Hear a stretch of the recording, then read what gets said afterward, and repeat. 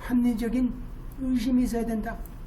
그게 이제 여러분들 제가 이제 하나 갖고 왔는데 참고로 여러분 이제 보여드릴게요.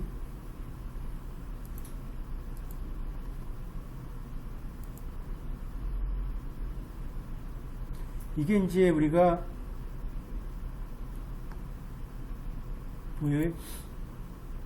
보이죠? 이게 이제 우리가 수용법 제4조와 관련된 우리가 여러분들이 이제 앞으로 배울 내용들이에요. 배울 내용들 다 갖고 왔어요.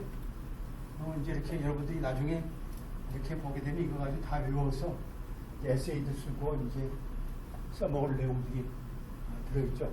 자, 이건 뭔가요? 자, 수색이 뭐냐? 수색이 뭐냐도 나와 있잖아요. 그래서 보게 되면 trespassing, invasion of personal tangible property.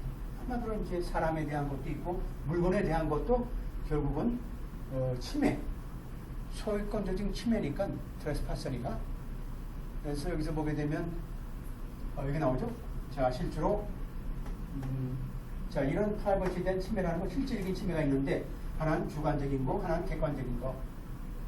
그래서 우리가 일반적으로 사회에서 인정되는 합리적으로 생각하는 그 예측이 바로 우리가 일반적인 주관적인 침해에 속하고, 기본적으로 이제 집이나 사무실에 관련된 경우는 공적인 부분이 있는 경우는 이제 해당 사항이 없을 수도 있고, 일반적으로 사적이라는 공간에서 이제 보호될 수 있다, 이런 것들이 쭉 있고, 그 다음에 이제 여러 가지 종류가 많죠. 수색이 아닌 것, 한마디로 합리적인 프라이버시의 예측이 필요하지 않는 경우, 이런 것들이 쭉 있죠. 쭉 되어 있어요. 여러분들 보게 되면 이러한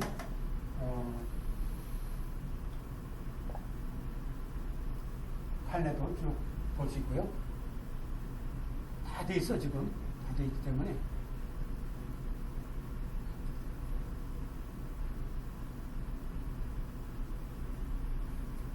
그 다음에 이제 보게 되면 경찰이 범죄를 쫓는 경우도 있고, 이런 경우는 이제 한마디로 압수에는 속하지 않고, 그런 것도 있죠.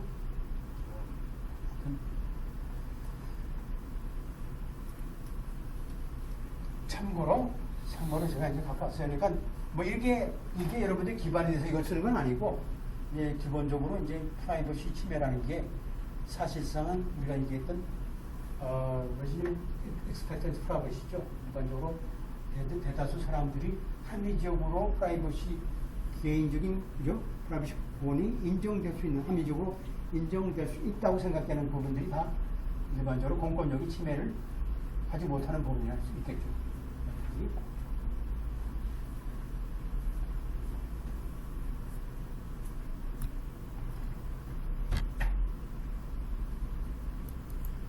참고로 되어 있고, 하여튼 간에, 자, 이러한 부분에서 specific articulable fact라죠. 이건 사실상 우리 형사소송법도 어떤 인포먼트한테, 정보원한테 어떤 범죄 어느 특정 집에 범죄 사실이 발생하고 있다 하더라도 우리가 영장에는 영장 집행하려고 그러면 정확하게 적어야 돼요.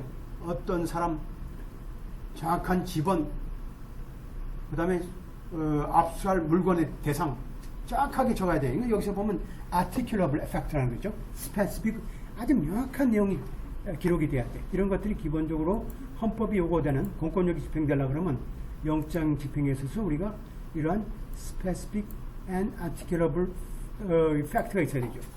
이건 뭘까요? 바로 이제 범죄가 발생했거나 발생하고 있고 발생하려고 하는 이런 사실을 우리가 영장을 우리가 여기는 뭘까요? 이런 합리적인 의심이 있어야 되겠죠. 이런 근거로 해서 따라서 우리가 일상적으로 이런 수색이 필요한. 그래서 이제 법원에서 볼 때는 뭘까요? 자, 에이전트한테 알려진 이러한 정보라는 것은 기본적으로 정보원의 어떤 그죠? 이 팁을 포함해서 자신의 관찰 그리고 베이트로부터 마약에 대한 베이트의 체포 또는 코케인에 대한 압수 이런 것은 바로 클락이 사실 이 배를 타고 이런 금지품을 가지고 있었다는 합리적인 의심을 보기에 정당하다라고 본 거죠. 정당하다. 지금 이제 앞에는 뭘까요?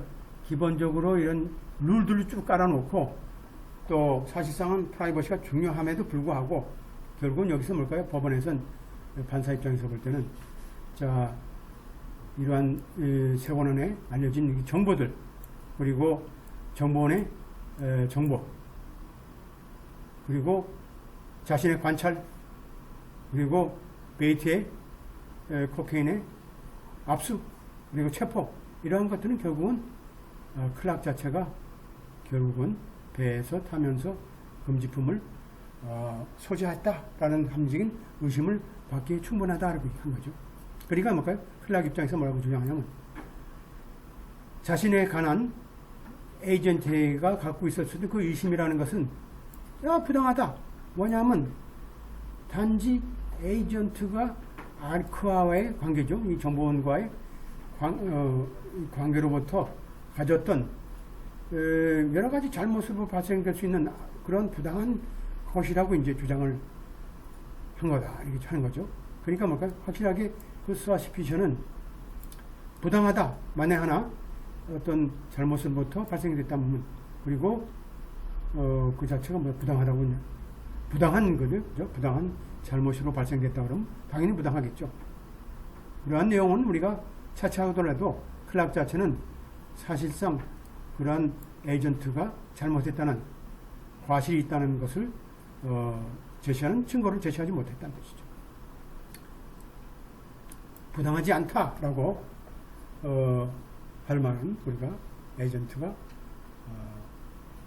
실제로 과실이 있었다는 것을 증거로 제시 못했다. 그러니까 어떻게 보면 클락 자체가 이제 빠져나갈 것 같은데 여기 결국은 다 이제 확실하게 이제 범죄에 속한다. 그리고 법원에서 뭘까요? 이게 바로 reasonable suspicion에 속한다. 라고 이제 본 거죠. 본 내용이고 사실상 이 사람은 범죄자들이고 그래서 우리가 뭘까요? 앞의 사유로 인해서 우리는 자 피고가 제출한 증거에 대한 우리가 제외시키는 그 신청 자체의 무효는 그죠? 그대로 확인하고 자 클락의 유죄를 확정한다. 그러니까 그들은 결국 뭘까요? 뭐 슬슬 끌다가 뭐 아닌 것처럼 얘기하다가 결론은 뭘까요? 이건 reasonable suspicion. 그러니까 미국 판례는 끝까지 읽어봐야 돼. 중간에 뛰게 되면 여러분들 속을 수도 있어요. 자 그렇다면 자 이렇게 이제 보게 되면 다 정답을 보면 이건 이제 모델 앤서인데 완벽한 거 아니에요? 자, 이 카스티한테 이 누구예요? 검사한테 보낸 거죠. 검사한테 보면서 우리가 블랙 데이비스를 우리가 이 사람의 이 문제에 대해서 우리가 대리하고 있다는 사실을 우리가 설명해야 되겠죠. 그래서 우리가 어떻게 돼요? 자, 첫 번째 내용이고 두 번째는 이제 중범죄에 대한 내용을 그대로 우리가 적어야 되겠죠. 적고 그리고 수용법 4조에서 우리가 케빈에 대한 침해는 부당하다고 이제 주장해야 되겠죠. 왜냐하면 오피서가 사실은 reasonable suspicion 갖지 못했다는 얘기죠. 따라서 우리가 포제션 차지는 당연하게 인정되지 말아야 된다. 사실상 마약이라는 게 불법적으로 압수됐기 때문에 그거 당연하게 그죠? 데이비스에서 우리가 제외되어야 된다. 뭐 당연하게 데이비스는 우리가 당연하게 우리가 이 경범죄에 대해서는 인정하겠다. 공무집행 방해에 대한 것은 인정하겠다. 그 대신 우리가 중범죄는 우리가 드랍시켜달라. 뭐 그렇게 해서 제일 먼저 우리가 중요한 사항에 대해서 결론을 내리고, 그 다음에 어떻게 돼요? 그 다음에 쓰는 방법은, 자, 여기서 중요한 문제가 뭐였어요? 이제 수정법 제4조죠. 자, 사실 reasonable suspicion 인연의 문제죠. 그 다음에 수정법 제4조에 대한 우리가 명쾌한 우리가 룰들을 여기다 적어야 돼요. 아까 내용들을 그대로 갖다 룰들을 여기다 갖다 보여야 되겠죠. 그러니까 수정법의 4조가 뭐냐? 그리고 실제로 수색 단계에서 reasonable suspicion이 뭐냐? 라는 문제가 여기서 우리가 적어야 되겠죠. 첫째, 자, 루틴 서치냐, 논 루틴 서치냐에 대한 문제, 합리적인 의심이 필요하느냐, 아니냐는 내용을 우리가 또 적어야 되겠죠. 여기서. 그 다음에, 실제로, 데이빗의 손실이 들어왔을 때, 합리적인 의심이 있었느냐, 없었느냐, 우리가 따져봐야 되겠죠.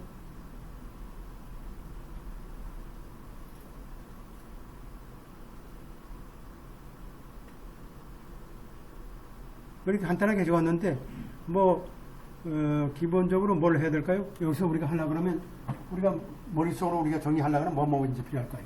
여기서 이제 목차를 적는다 그러면, 첫째,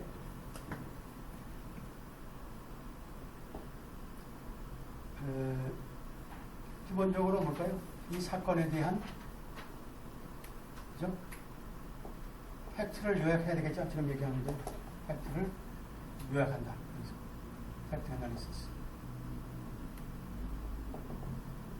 그래서 검찰 측에 우리가 기본적으로 한마디로 메시지 전달해야 되겠죠. 메시지를 아까 얘기한 대로 뭘까요? 자, 우리 클라이언트가 어떤 사유를 우리가 잡혔고 당신이 기소하려고 하는데 이 사건은 뭘까요? 부당하다. 어떻게 해서 부당할까요? 자, 이게 리저너블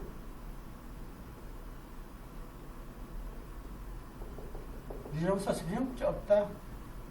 이제 당연히 없었죠. 그 다음에 케빈에 대한 성격, nature, 케빈에 대한 성격, 그 다음에 포스 어메먼트에 대한 내용, 룰들이 쭉 나왔잖아요. 그 다음에 보도 서치라는 의미, 그 다음에 루틴 서치라는 게 뭐냐, 논 루틴 서치가 뭐냐,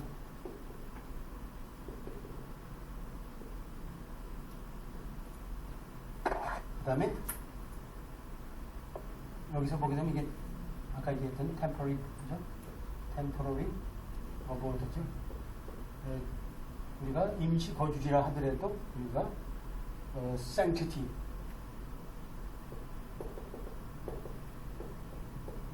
가정이라는 어떤 신성함을 우리가 파괴하면 안 되죠. 그대로 인정되는 프라이버시 공간이 그대로 유지되는 그러한 얘기죠. 그 다음에 이제 필요하다 그러면 트레인 독이죠. 트레인 독에 대한 법적인 의미,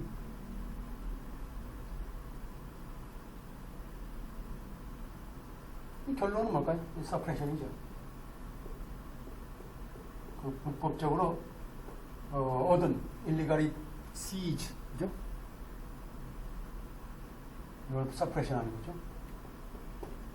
근데 지금 나온 것들은 뭐 이렇게 적으면 순서대로. 이건 지금 제일 앞에 아까 지금 얘기한 것대로 지금 보게 되면 뭐였어요? 제일 먼저 여기 캐스트한테 보내줘야 되겠죠? 제일 앞에 우리가 편지를 적으려고 그러면, 자, 우리가 어떤 로펌이고, 자, 이 문제는 어떤 문제이고, 또 이 사건과 관련해서 당신이 어떤 첫 번째, 두 번째 경범죄와 중범죄로 지금 기소하려고 하는데, 우리가 이제 당연하게 이 문제는 수정법 제4조에서 당신이 두 번째 펠로니 문제를 기소하는 것은 부당한 문제다. 왜냐하면 CBP 오피서 자체가 사실상의 리저너블 서스펜이 없었다. 결론적으로 우리가 그러한 소지, 마약 소지에 대한 혐의는 우리가 당연히 들어가야 된다. 그 대신 나는 공익행 방해에 대한 경범죄는 우리가 인정하겠다. 그러면서 이제 적어야 되겠죠. 앞에법이 들어가고, 그 다음에 이제 중요한 것은 헌법적인 내용들이 먼저 들어가야지. 그 다음에 프라이버시라는 게 뭐냐, 그죠?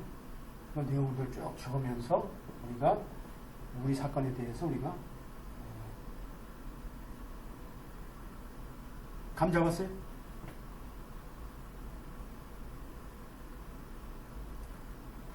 잘 이해가 안 된다 그러면 한 3번만 읽어보세요. 3번.